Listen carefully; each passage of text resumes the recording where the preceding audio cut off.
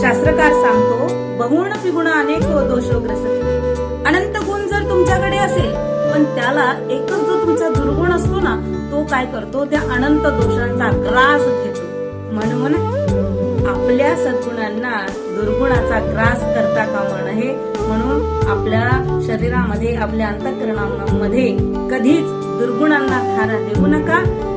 जर एखाद्या दूषित दुर्गुणी व्यक्तीची संगत तुम्हाला होत असेल, तर त्याच्यापासून दूर जा.